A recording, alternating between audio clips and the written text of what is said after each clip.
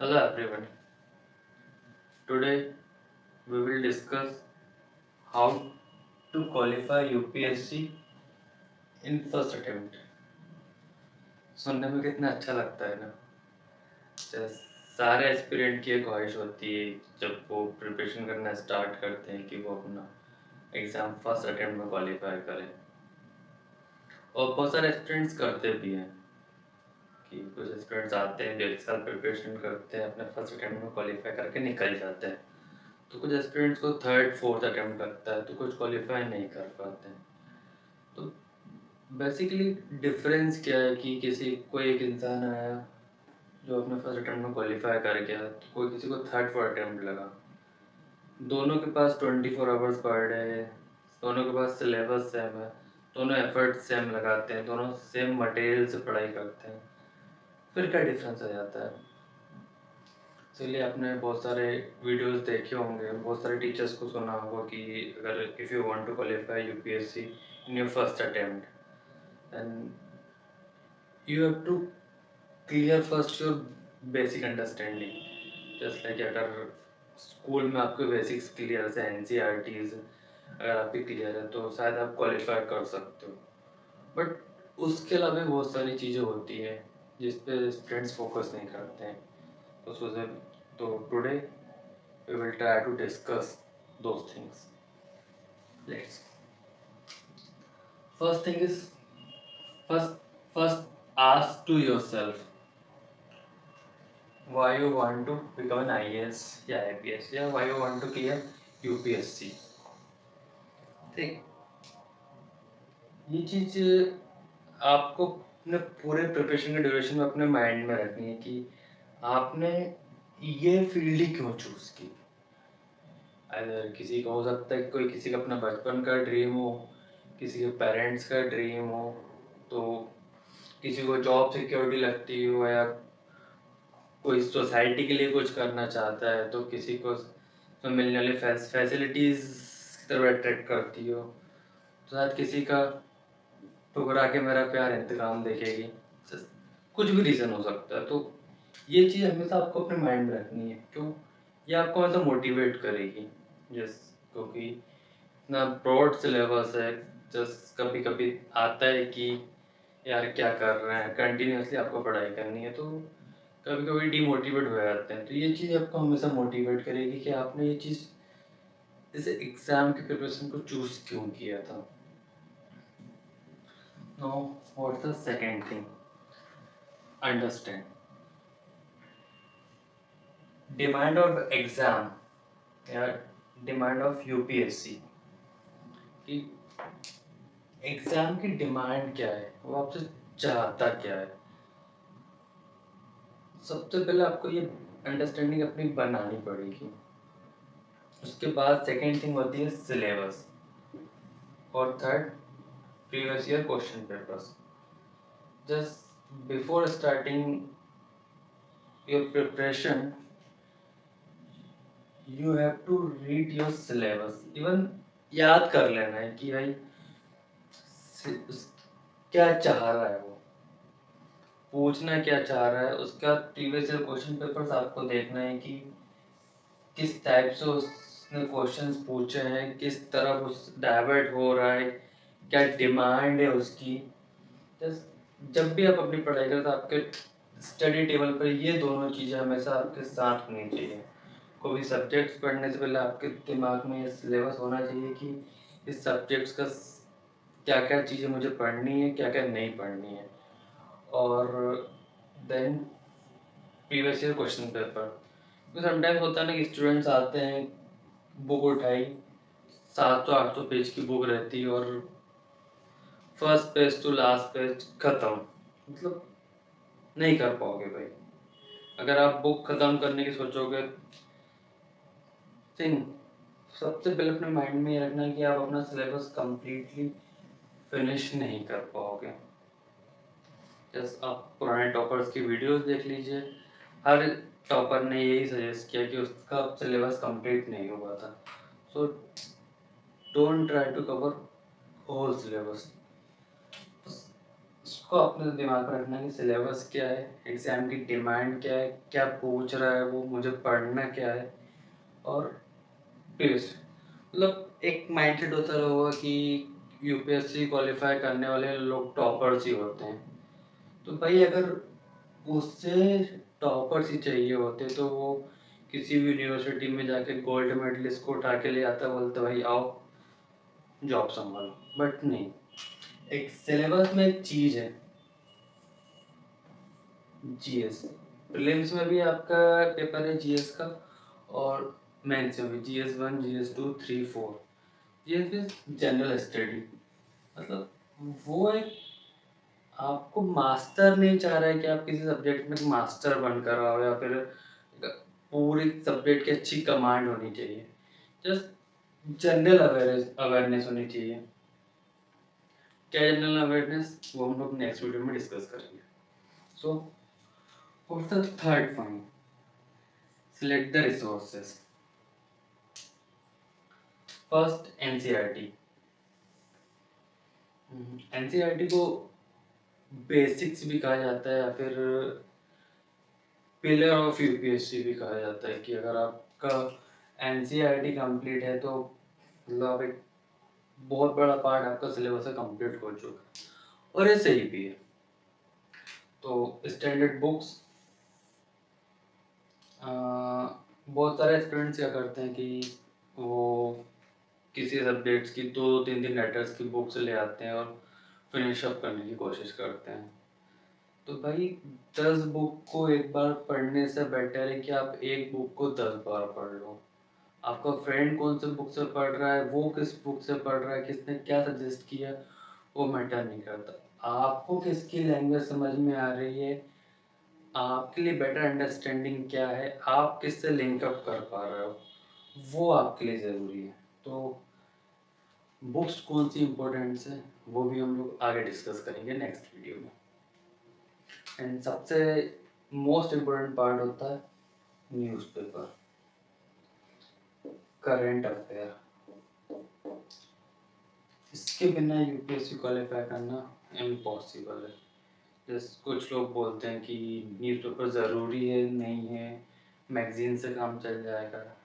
भाई magazines just होता है कि अगर आप डेली अपना न्यूज़पेपर कवर कर रहे हो, अपने उसके नोट्स बना रहे हो, तो उसके बाद आप किसी भी कोचिंग का एक मैगजीन ले लो करंट अफेयर का, तो जो अगर आपके नोट से कुछ छूट रहा है तो आप रिवीजन के लिए उस मैगजीन का यूज़ कर सकते हो, या फिर जस्ट कुछ चीज़ आपका छूट रही है जो आपने फोकस नहीं कर पाया, तो वो आप वहाँ से देख सकते हैं।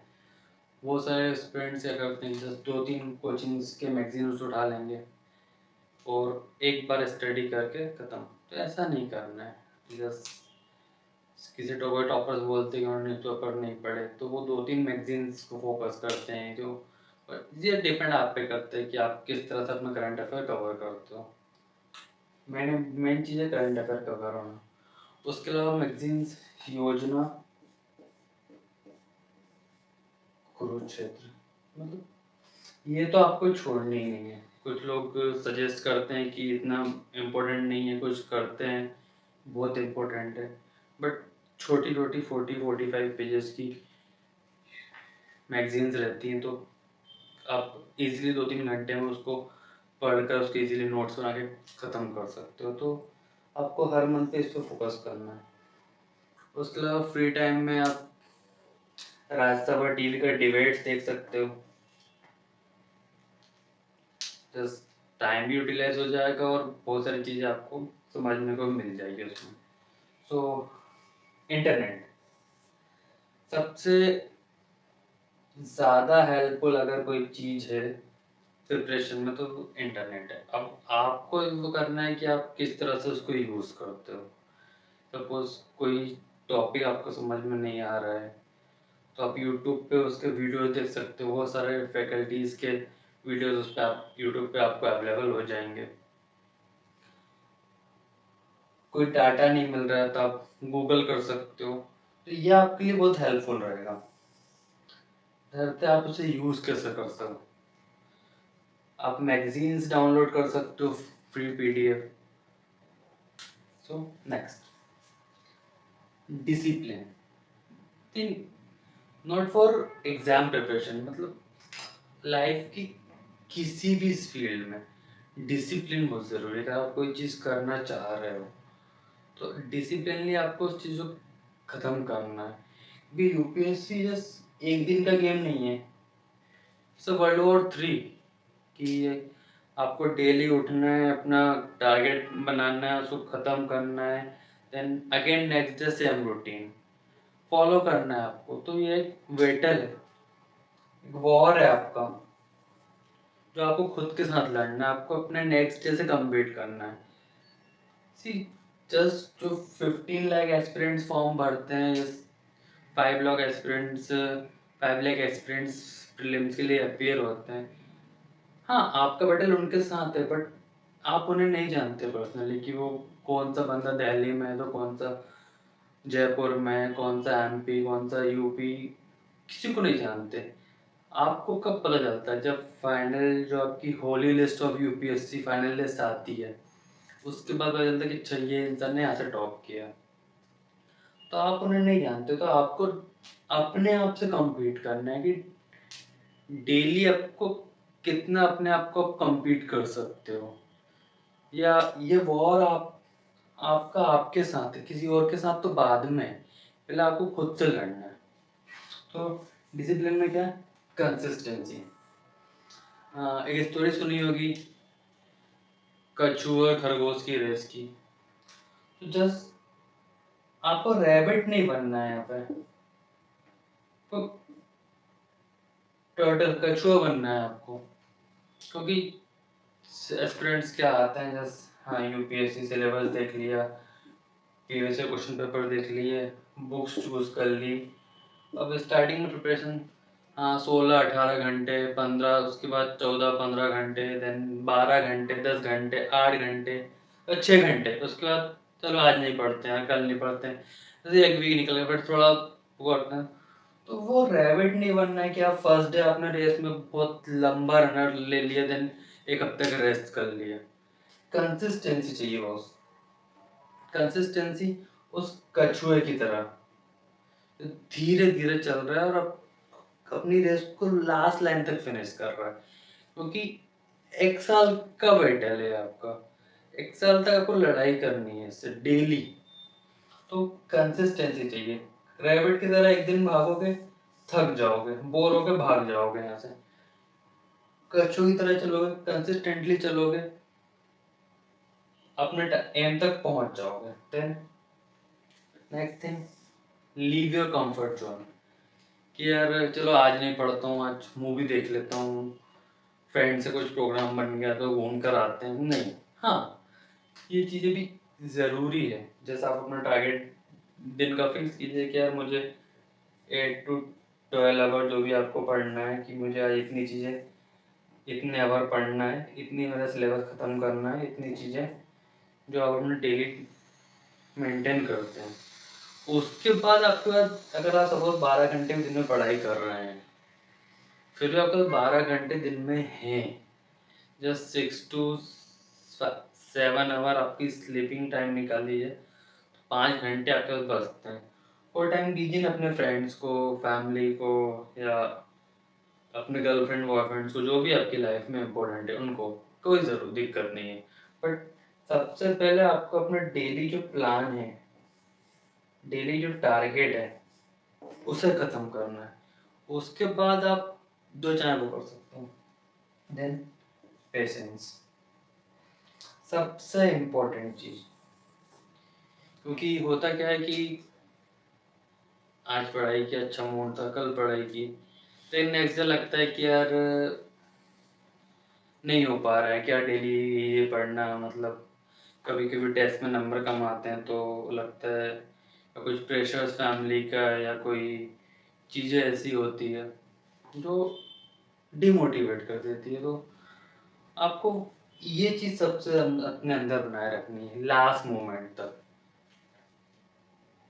ये आपके लिए बहुत ज़्यादा हेल्पफुल होने वाली है। पेशेंस मतलब धीरे धीरे आप अपने टारगेट्स को पूरा करो। बस ये कि मेरा आज का टारगेट मैंने कंप्लीट कर लिया, खत्म। कभी टेस्ट में नंबर नहीं आ रहा है, इट्स ओके, मैं नेक्स्ट टेस्ट में अच्छा करूँगा। कुछ लोग डिमोटिवेट कर देते हैं, इट्स ओके। मेरा काम है,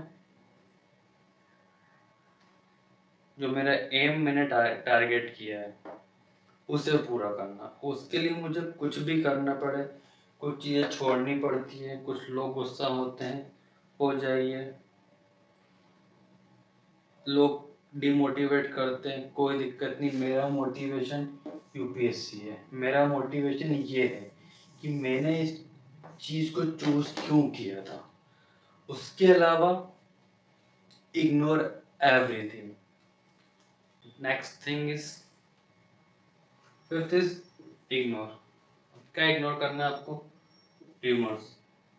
जी, बहुत सारे र्यूमर्स, बहुत सारी अफवाहें होती है कि जस्ट छोटी सिटीज़ में, मिडिल क्लास फैमिलीज़ में होता है कि जब कोई एस्पिरेंट अपने फैमिली या फ्रेंड्स से डिस्कस करता है कि मुझे सिविल सर्विस की प्रिपरेशन करनी है, तो वो लोग सबसे पहले या तो आपको मजाक उड़ाएंगे या एक ही चीज़ बोलेंगे, इतने बड़े ड्रीम्स मत देखो। क्योंकि उन लोगों को लगता है कि यूपीएससी में क्वालिफाई करने वाले लोग होते हैं वो अर्थ पर रहते ही नहीं है, वो मार्स पर रहते हैं और यहाँ से जंप करके यहाँ पे आते हैं यूपीएससी क्वालिफाई करने के लिए। तो उनके सराउंडिंग एरियाज में मतलब कोई सोचते नहीं, और आपने उनकी जो सोचने की लिमिट है उसको क्रॉस करके आपने उनके लेवल से ऊपर का सोचा है। तो सबसे बड़ा रूमर यही होता है कि यहाँ पॉसिबल ही नहीं है। तो भाई फिर वो लोग कौन है जो क्वालिफाई करते हैं? अगर अर्थ के लोगों के लिए पॉसिबल नहीं है तो या तो वो लोग मार्स पे रहते हैं या फिर पॉसिबल है बट इनकी सोच की लिमिट से बाहर है। तो ये बड़ा एक र्यूमर होता है। सेकेंड र्यूमर ये होता है कि बहुत ज़्यादा पढ़ाई करनी पड़ती है। ऑब्वियसली र्यूमर नहीं है, ये हकीकत है कि ब्रॉड सिलेबस है तो पढ़ाई ऑब्वियसली ज़्यादा करनी पड़ती है। तो अगर आपने डिसाइड किया कि आपको सिविल सर्विस की प्रिपरेशन करनी है तो ये तो आप सोच कर आए होंगे कि हाँ भाई मुझे पढ़ाई इतनी करनी है। एक चीज़ ये होती है कि टॉपर्स यूपीएससी क्वालिफाई करते हैं, तो ऐसा नहीं है।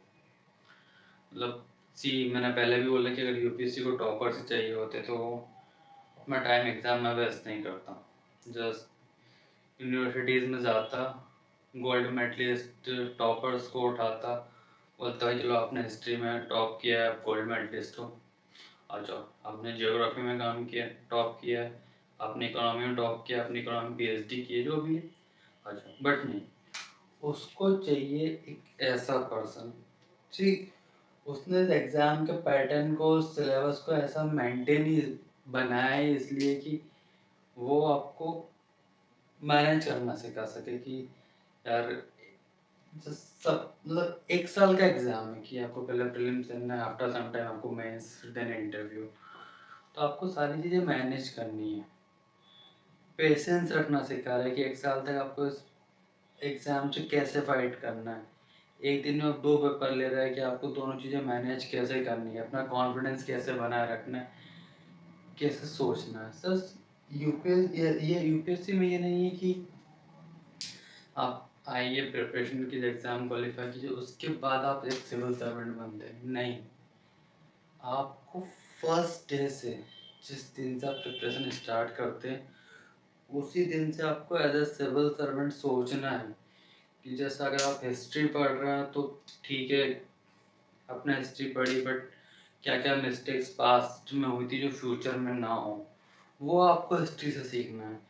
ज्योग्राफी, अगर आप ज्योग्राफी पढ़ रहे हैं तो अपने ज्योग्राफी पढ़ी, आपकी कहीं ऐसे डीएम पोस्टिंग होती है तो आपको सबसे पहले जाके वहाँ की ज्योग्राफिकल कंडीशन देखनी है कि भाई यहाँ की ज्योग्राफिकल कंडीशंस क्या है, कुछ डिजास्टर आ सकता है, फिर डिजास्टर मैनेजमेंट है आपका नेक्स्ट सब्जेक्ट, तो आपको उसके अकॉर्डिंग फिर मैनेजमेंट करना है सारी चीज़ें। तो एग्ज़ाम पास करके आपको सिविल सर्वेंट नहीं बनाया जा रहा, एग्ज़ाम की प्रिपरेशन की ड्यूरेशन में आप सिविल सर्वेंट बनते हो, फिर कुछ कमियाँ रहती है तो वो ट्रेनिंग में दूर की जाती है। Then ignore the demotivators. सबसे बड़े अगर आपके दुश्मन कोई है तो ये लोग हैं। क्यों? क्योंकि इन लोगों ने कभी ऐसा कुछ प्लान नहीं किया, ना इतना बड़ा ये लोग कभी सोचते हैं, जस्ट अगर वही सेम कि अगर आप उनके लेवल से ऊपर जाके सोचोगे तो वो आपकी लेग पुलिंग करने की कोशिश करेंगे कि ऐसा नहीं होता है, हमारे रिलेटिव ने भी ट्राई किया था बट नहीं होता है। सबसे बड़ा एक होता है कि विदाउट कोचिंग तो पॉसिबल ही नहीं है, क्योंकि मिडिल क्लास फैमिलीज में ये होता है कि फाइनेंशियल इश्यूज हो जाते हैं कि भाई कोचिंग क्लासेस महंगी है या फिर जो भी। तो यार सिलेबस आपको पता है, मटेरियल्स आप जानते हो कि आपको किस बुक से कहाँ से कितना पढ़ना है। कहीं कुछ डाउट्स आता है तो यूट्यूब पे इतने फ्री लेक्चर्स हैं, पूरा इंटरनेट आपके लिए फ्री पड़ा हुआ है। तो आई डोंट थिंक कि कोचिंग की नीड होती होगी। या फिर एक र्यूमर ही होता है कि बिना दहली जाए तो यूपीएससी पॉसिबल ही नहीं है। तो मेरा सिंपल सजेशन है, ignore them, focus on your target कि आपने क्या टारगेट किया। और सेम वे फर्स्ट थिंग हमेशा वही चीज़ याद रखनी कि why you want to become civil servant. हमेशा ये चीज़ आपको हमेशा हेल्प करेगी कि जब भी ऐसे र्यूमर्स आपको परेशान करेंगे, ऐसे मोटिवेटर्स आपकी लाइफ में आके आपकी लेग पुलिंग करने की कोशिश करेंगे, तो वही आपका जो एम था कि आपने क्यों चूज़ किया वो हमेशा आपको मोटिवेट करेगा और इन सबसे दूर भगाएगा। Then what next, planning. Without planning कोई भी चीज़ पॉसिबल नहीं है कि बट एक्सपीरियंस क्या करते हैं कि बस सेम वही चीज़ ना कि सिलेबस देखा, चलो हिस्ट्री पढ़ लेता हूँ आज मैं, हिस्ट्री उठाया कुछ पूरा दिन हिस्ट्री में निकाल दिया, आज मन नहीं पॉलिटी पढ़ लेते हैं, कल ज्योग्राफी पढ़ लेते हैं। तो पूरा एक साल ऐसे बर्बाद करती है। चलो कभी कोई मैगजीन उठा के देख लिया, एक न्यूज़ पेपर उठा के देख लिया कभी कभार। तो विदाउट प्लानिंग एक साल निकल गया, एग्ज़ाम देने गए, result fail. Reason lack of planning. Planning में आपको क्या करना है कि आपको एक डायरी मेंटेन करनी है। जस्ट टॉपर्स भी बोलते हैं, और आफ्टर सिलेक्शन जब आपकी जॉब हो जाएगा तो अब भी आपको डेली का आपका शेड्यूल रहेगा कि आपको आज ये काम करना है, इस टाइम पे ये काम करना है, यहाँ जाना है। तो वो चीज़ आपको अभी से मेंटेन करनी करें तो बेटर होगा ना कि भाई एक अपना डेली रूटीन बनाना है कि मुझे इस टाइम को उठना है। जस्ट उसके बाद मेडिटेशन, योगा या जिम जो भी आप करते हो मॉर्निंग में उठने के बाद, उसके बाद एक स्लॉट लेना है 1 से 2 आवर का, जितना भी आपकी कैपेसिटी हो। किसी का 3 आवर का कैपेसिटी होता है, किसी का 1 घंटे का होता है, तो वो मैटर नहीं करता है कि अगर किसी की कैपेसिटी कम है तो आप 1 घंटे का स्लॉट लेके 10 मिनट रेस्ट लेके फिर अपना नेक्स्ट स्लॉट वो कर सकते हैं कि मुझे इस टाइम पे ये पढ़ना है, देन अगले टाइम पे अगले स्लॉट में ये चीज़ कवर अप करनी है। और एक चीज़ होती है ना कि कोई सब्जेक्ट होता है कि इसमें बहुत इंटरेस्ट होता है किसी का, तो कुछ सब्जेक्ट्स बोरिंग लगते हैं। सारे सब्जेक्ट्स में इंटरेस्ट पॉसिबल नहीं है किसी का। तो अगर कोई सब्जेक्ट अगर आपके लिए बोरिंग लग रहा है तो मॉर्निंग में अगर आपका सबसे बेस्ट टाइम है कि आप सबसे बेस्ट पढ़ाई आपकी मतलब मॉर्निंग में होती है, तो आप उस बोरिंग सब्जेक्ट को मॉर्निंग में मैनेज करिए। और जो सब्जेक्ट आपको ईजी लगता है या जिसमें आपका इंटरेस्ट बहुत ज़्यादा है, तो उस सब्जेक्ट को आप उस टाइम पे रखिए जिस टाइम पे आपको सबसे ज़्यादा बोरियत फील होती हो, जैसे आफ्टर लंच या फिर थोड़ा नींद वगैरह आती है बट पढ़ना है, तो उस टाइम पे आप अपना इंटरेस्ट वाला सब्जेक्ट रख सकते हैं इवनिंग के टाइम पे। उसके बाद तो वो आपको प्लानिंग से होगा कि मुझे प्लान इस स्लॉट पे इतना इतना इस आवर इतने सब्जेक्ट को पढ़ना है और इस टाइम इस सब्जेक्ट को पढ़ना है। टाइम मैनेजमेंट करना पड़ेगा, time management plus syllabus management. See UPSC की पढ़ाई टाइम देखकर नहीं किया सकती कि यार मैंने आज 18 घंटे पढ़ाई कर ली, 16 घंटे पढ़ाई डेली कर रहा हूँ। यूपीएससी की पढ़ाई किया थी सिलेबस देख के कि अगर आपने अपनी डेली डायरी मेंटेन की है कि आपने कुछ डेली के टारगेट्स मुझे अपने सेट किए कि मुझे आज हिस्ट्री का इतना पोर्शन ख़त्म करना है, पॉलिटी का ये ख़त्म करना है, या मुझे आज एक मॉक देना है, उसके बाद मुझे आंसर राइटिंग की प्रैक्टिस करनी है, मुझे अपना करंट अफेयर आज का न्यूज़पेपर ख़त्म करना है। तो वो आपका डेली टारगेट आप अपने शेड्यूल के हिसाब से, अपने रूटीन के हिसाब से आपको सेट करना पड़ेगा। और वो आपको आप कितना टाइम में आप करते हो, 10 घंटे, 12 घंटे, 14 आवर्स, वो आप पे डिपेंड करता है। एक चीज़ बस ये है कि जब तक आपका डेली का टारगेट पूरा नहीं होता है, अपना खाना पीना नींद सब कुछ इग्नोर कर दो, friends family phone, avoid everything.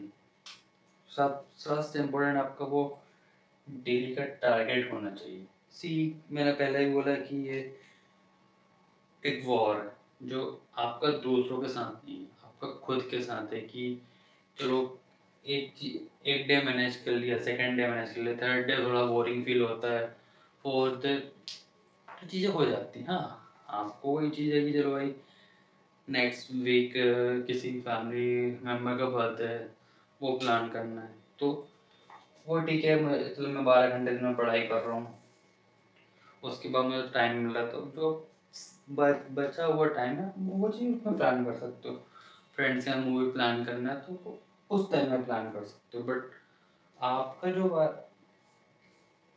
Study our है, जो आपने अपना डायरी में डिसाइड किया है, उसके और आपके बीच फिर उस टाइम में तो कोई भी नहीं होना चाहिए।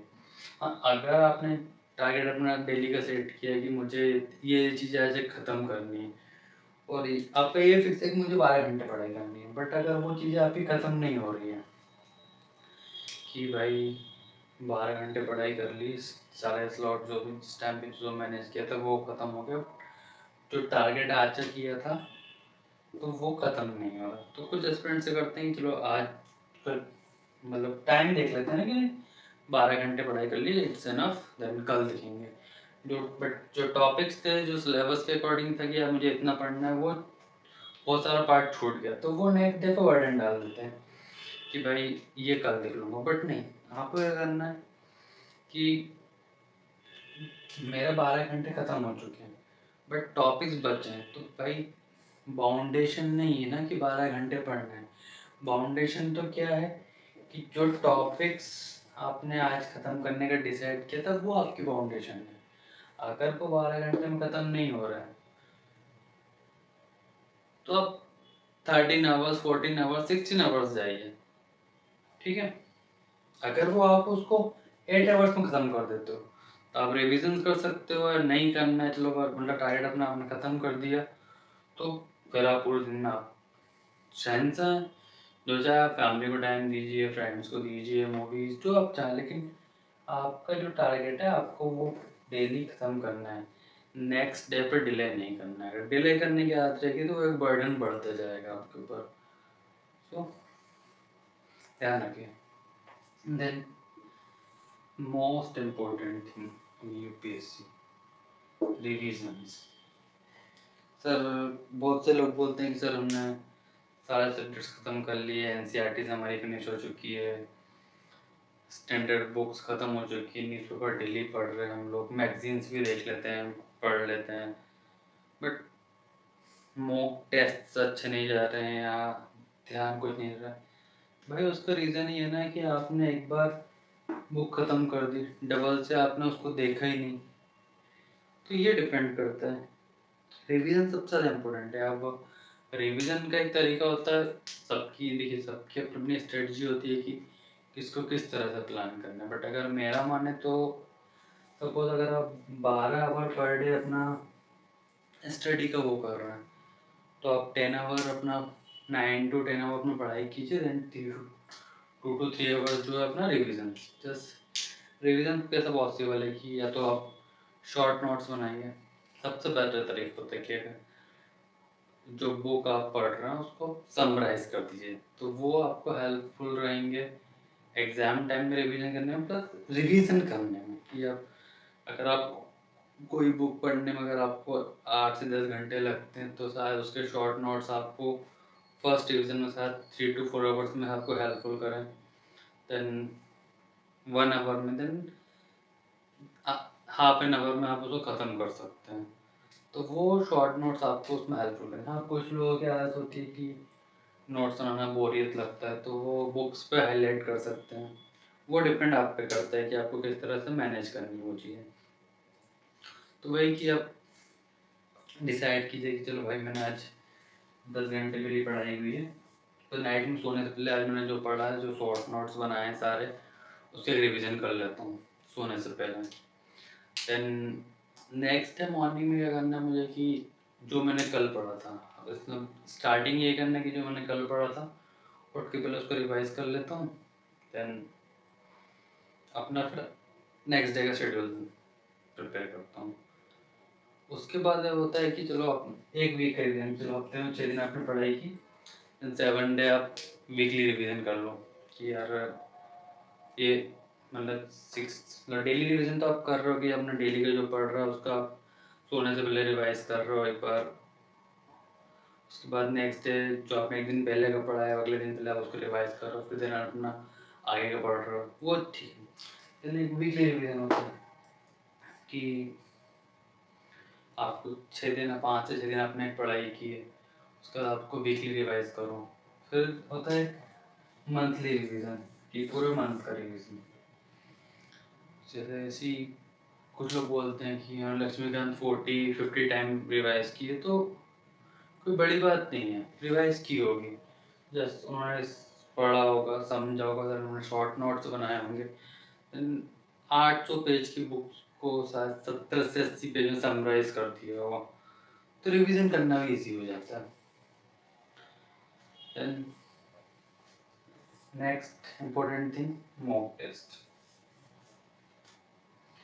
99% एस्पिरेंट्स ये करते हैं कि पहले सिलेबस ख़त्म कर लेते हैं, उसके बाद हम लोग टेस्ट देंगे। सी आई टोल्ड यू अर्लियर कि सिलेबस आपका कभी ख़त्म होने वाला नहीं है।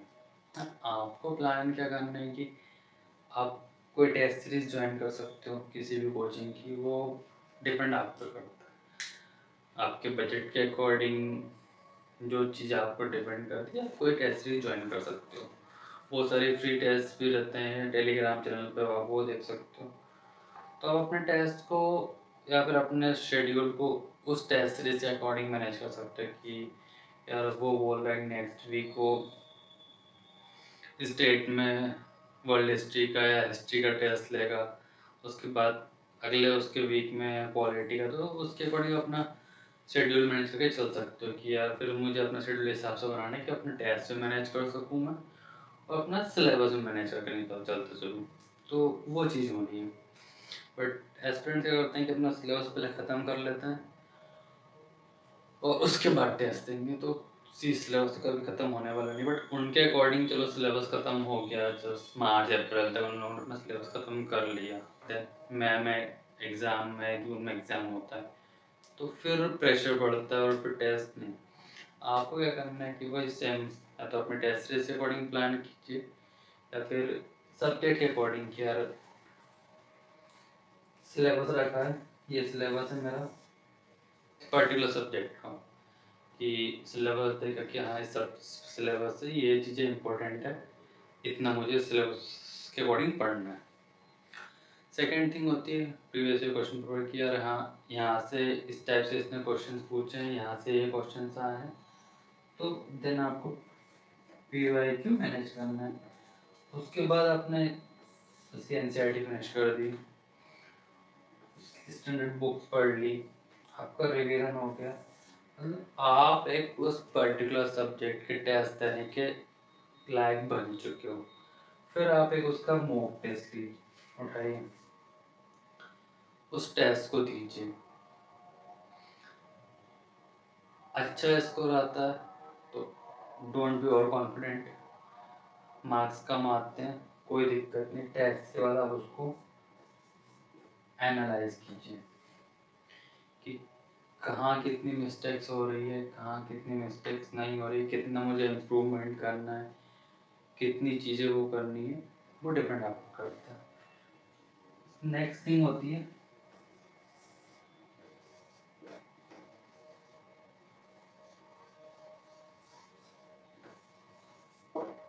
Answer writing. तो आंसर राइटिंग का भी सेम यही है कि पहले सब्जेक्ट ख़त्म कर लेते हैं, सिलेबस ख़त्म कर लेते हैं, उसके बाद उसके बाद आप टेस्ट दीजिए मेंस के। बट आंसर राइटिंग का ट्राई कीजिए कि एटलीस्ट, कुछ फैकल्टीज बोलते हैं कि एटलीस्ट 2 to 5 डेली मैनेज कीजिए। वो डिपेंड आप पे करता है कि आप कितने आंसर, एक तो इससे आपकी राइटिंग स्किल मैनेज होगी, आपका स्पीड मैनेज होगी, तो वो डिपेंड आप पे करता है, क्योंकि मेन बहुत ज़्यादा इम्पोर्टेंट पार्ट है यूपीएससी का, कि जैसे उसके बिना आप, चलो प्रीलिम तो आपका एक हार्डल है कि आप उसको क्वालिफाई कर लेते हैं, उसके मार्क्स आपके फाइनल लिस्ट में ऐड नहीं होते, बट विदाउट मैथ्स, चलो आपने बहुत अच्छी कमांड आपके सब्जेक्ट्स पे, बहुत अच्छा आपको नॉलेज है, बट आपने ये प्रैक्टिस आंसर राइटिंग प्रैक्टिस नहीं की, मैं इसलिए आपने टेस्ट नहीं दिए, प्रैक्टिस नहीं की, उसके बाद एग्जाम्स में आप क्या करेंगे? जस्ट 20 क्वेश्चंस रहते हैं, 4000 वर्ड्स रहते हैं, 3 आवर्स आपके पास रहते हैं, तो वो आपको कैसे मैनेज करेंगे? उसके बाद आपकी एक चीज़ और रहती है कि आपको उसमें अपनी वोकेबलरी स्ट्रॉन्ग करनी है, वो आपका आंसर राइटिंग स्किल्स आप अपने मैनेज कर पाएंगे कि आप कितने मतलब स्पेशल वर्ड्स यूज़ कर सकते हो अपनी वोकेबलरी में, जो आपको और लोगों से अलग हो पाए, किस तरह आप उसको रिप्रेजेंट कर सकते हैं अपने आंसर को, किस तरह मैप बना के, फ्लो चार्ट बना के, या कुछ अलग तरीके से आप उसको प्रेजेंट कर सकते हैं, वो आपकी आंसर राइटिंग प्रैक्टिस से आएगा, विदाउट प्रैक्टिस नथिंग। तो मेन चीज़ें क्या होती है, बाकी सारी चीज़ इम्पोर्टेंट है, बट रिवीजन और मॉक और आंसर राइटिंग प्रैक्टिस, ये तीनों चीज़ें बहुत ही ज़्यादा इम्पोर्टेंट है। मेंटेन डायरी हम लोग डिस्कस कर चुके हैं कि टाइम और सिलेबस को मैनेज करने के लिए टाइम और सिलेबस के अकॉर्डिंग डायरी आपको कैसे मेंटेन करनी है, बट एक चीज़ और होती है कि आपको मेंस में अपनी आंसर राइटिंग को बेटर करने के लिए अपनी एक तो वोकेबलरी स्ट्रॉन्ग करनी होती है, और कुछ कोटेशंस होती है। समटाइम्स आप न्यूज़पेपर में पढ़ते हैं, देन वोकेबलरी के लिए सबसे आपका द हिंदू बेटर होता है कि उसकी वोकेबलरी बहुत ज़्यादा स्ट्रॉन्ग होती है, तो उसके अकॉर्डिंग वहाँ से आप कुछ टफ वर्ड्स देखते हैं और कुछ डिफरेंट वर्ड्स देखते हैं, जो आपको लगता है कि आपको आंसर, आपके आंसर राइटिंग को बहुत, आपके आंसर को दूसरे डिफरेंट बना सकता है, तो आप उसके लिए एक डायरी मेंटेन कर सकते हैं, अपने वर्ड्स को में डेली मतलब नोट कर सकते हैं, दिन रिवाइज कर सकते हैं। उसके अलावा कुछ कोटेशंस होती है, कुछ स्टोरीज होती है, शॉर्ट स्टोरीज जो आप कहीं पढ़ते हैं या कहीं कुछ देखने को मिलता है, कुछ कहीं कुछ डेली लाइफ में देखने को मिलता है, कि कहीं कुछ ऑब्जर्व करते हैं, तो आपको देख के लगता है कि नहीं ये चीज़ सर मुझे अपने आंसर, कहीं ऐसा कुछ क्वेश्चन आता है तो मुझे कोट करनी चाहिए, या वुमेन्स को लेके हो गया, चाइल्ड लेबर को लेके हो गया, चाइल्ड मैरिज को लेके हो गया, या किसी भी टॉपिक पे आपका हो गया, तो आपको लगता है कि आप रियल लाइफ में कोई स्टोरी दिखती है, कोई कोटेशन मिलती है किसी लीडर की, किसी की, तो आप उसके लिए डायरी मेंटेन कर सकते हैं, उसको रिवाइज कर सकते हैं, डेली अपडेट कर सकते हैं, तो वो बेटर करता है। सबसे मेन चीज़ होती है हेल्थ। सी इतना ब्रॉड सिलेबस है, 1 साल का आपका एग्ज़ाम पीरियड होता है कि इतने टाइम में आपको मतलब प्रीलिम्स, मेंस, इंटरव्यू, 1 साल समथिंग टाइम आपको लग जाता है वेल प्रिपरेशन का टाइम, तो उस सिचुएशन में आपको सबसे ज़्यादा अपनी हेल्थ फोकस करना है कि आपको मेडिटेशन ट्राई, कोशिश कीजिए कि आप 15 से 20 minute daily, 30 minutes daily meditation को दें, ये आपको शांत रखने में हेल्प करेगा, पीस आपको प्रोवाइड करेंगे। जो एग्ज़ाम की जो स्ट्रेस होती है वो बहुत ज़्यादा होती है, तो मेडिटेशन से आप उस चीज़ को मैनेज कर सकते हैं। उसके बाद योगा, या कुछ लोग जिम, जिस जो आपका इंटरेस्ट हो, या डांस भी, इट्स अ गुड एक्सरसाइज, जो आप पे डिपेंड करता है। एटलीस्ट 30 to 1 आवर अपनी किसी भी एक्सरसाइज को आप अपनी बॉडी के लिए दीजिए। हेल्दी फूड, मतलब हैवी फूड को अवॉइड कीजिए, क्योंकि हैवी फूड्स के बाद कुछ हेल्थ इश्यूज हो सकते हैं, या फिर नींद आ सकती है जो आपको, फिर वो होता है ना कि चलो लंच में कुछ हैवी खा लिया, 2 घंटे सो लेते हैं, वो 2 घंटे आपके आफ्टरनून को 2 घंटे का स्लॉट खत्म कर देगा। तो लाइट फूड लीजिए, हेल्दी फूड लीजिए, जो आपकी हेल्थ को मेंटेन रखेगा, प्लस आपको हेल्प करेगा की पढ़ाई। उसके बाद प्लस 3 to 4 लीटर पानी से ज़्यादा important. And last thing, don't be over confident कि आप प्रिपरेशन कर रहे हैं, आपके साथ आपका फ्रेंड प्रिपरेशन कर रहा है, आपका टेस्ट में आपके अच्छे ना मार्क्स आते हैं, उसके नहीं आ पाते हैं, कुछ आप जल्दी कवर अप कर लेते हो, वो कवर अप नहीं कर पाते।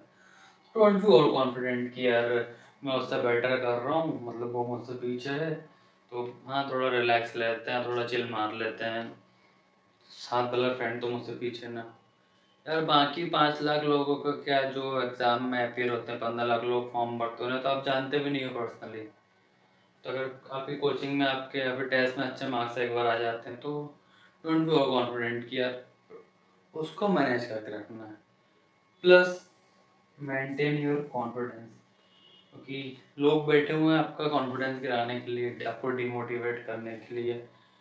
प्लस आपका एग्जाम भी आपको डिमोटिवेट करेगा कि चलो आप 3 4 दिन पढ़ाई करते हैं, फिर आपको लगता है कि उठा के बुक्स फेंकती है, यार क्या डेली यही काम करना है, या कभी टेक्स्ट मार्क्स कम आ जाते हैं, लगता है नहीं हो पाएगा।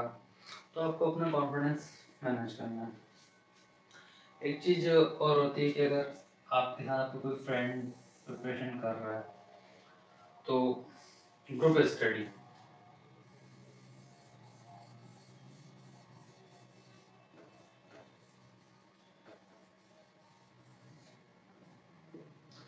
क्योंकि सी मेंस में आपको हर चीज़ को अपने अकॉर्डिंग मैनेज करना है, अपने व्यूज़ देने हैं कि आप किस चीज़, आप क्या सोचते हो। तो वो चीज़ आपको, अगर कोई साथ में आपका प्रिपरेशन कर रहा है, तो आप डिस्कशन कर सकते हैं। Group study is better discussion,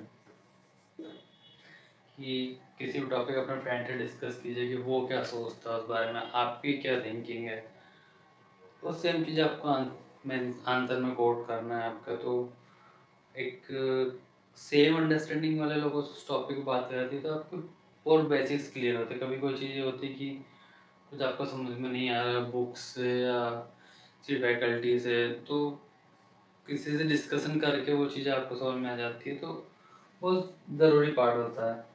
try कीजिए।